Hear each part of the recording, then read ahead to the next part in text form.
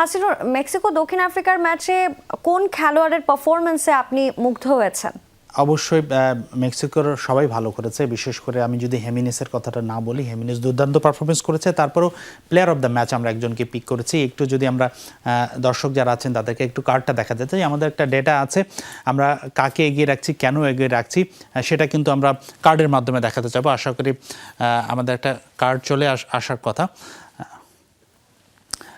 আমি যদি একটু কার্ডটা চলে এসছে, আমরা যদি একটু দেখি, হুলিয়ান কিলিওনেস ইনি প্লেয়ার অফ দ্য ম্যাচ হয়েছেন এবং ডিজার্ভিংলি হয়েছেন। আমি যেটা বলছিলাম যে হিমিনেস হিমিনেস কিন্তু ভালো পারফরমেন্স করেছিল, প্রথম গোলটা তিনি দিয়েছেন। তিনি মেক্সিকোর লম্বা সময় ধরে সার্ভিস প্রোভাইডার, তিনি মেক্সিকোর সার্ভিস দিয়ে এসেছেন।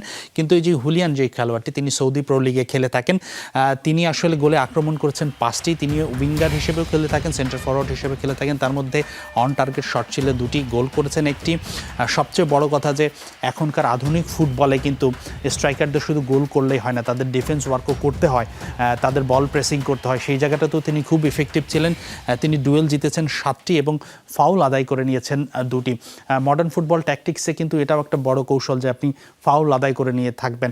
আমরা দেখেছি যে আমরা যদি নেইমারের কথা বলি বা অনেক ফুটবলারই আছে, তাদেরকে অনেকে অভিনেতা হিসেবে বলে থাকেন, ট্রল করে থাকেন, কিন্তু এটাও কিন্তু মডার্ন ফুটবলে একটা কৌশল যে একটা ফুটবলার আপনি ডি বক্সের সামনে বা ডি বক্সের ভিতরে যদি একটা ফাউল আদায় করে নিতে পারেন, সেটা খুবই গুরুত্বপূর্ণ। তো সব দিক থেকেই হুলিয়ান একেবারে স্পট অন ছিলেন এবং তিনি ডিজার্ভিংলি ম্যান অফ দ্য ম্যাচ হয়েছেন এবং তিনি এই ম্যাচের পুরো ব্যবধানটাই করে দিয়েছেন।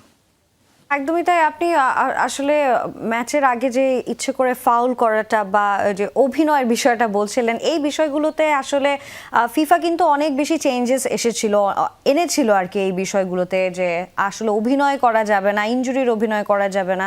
সেক্ষেত্রে আসলে এই বিষয়গুলো নিশ্চয়ই চোখে পড়েনি ফিফার, এরকম কিছুই কি হয়েছে? হ্যাঁ, বিষয়টা এমন নয় যে তিনি অভিনয় করেছেন। আমি বলেছিলাম যে এটা একটা ট্যাকটিক্স, ফাউল আদায় করে নেওয়া।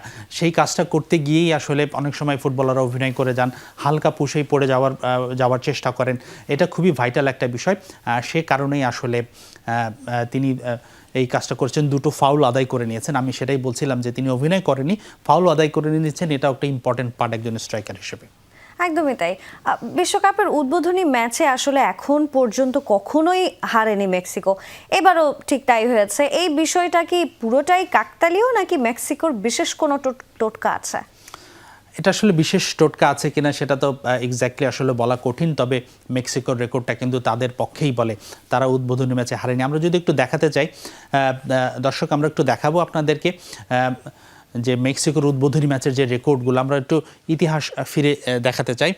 1998 বিশ্বকাপের কথা যদি আমরা দেখি, তারা কোরিয়ার বিপক্ষে তাদের প্রথম ম্যাচে, উদ্বোধনী ম্যাচ বলতে বিশ্বকাপের উদ্বোধনী ম্যাচ হতে হবে বিষয়টা তো না, মেক্সিকো তাদের প্রথম ম্যাচে 3-1 গোলে কোরিয়াকে হারিয়েছিল। 2002 বিশ্বকাপে শক্তিশালী ক্রোয়েশিয়ার বিপক্ষে তারা 1-0 গোলে জিতেছিল।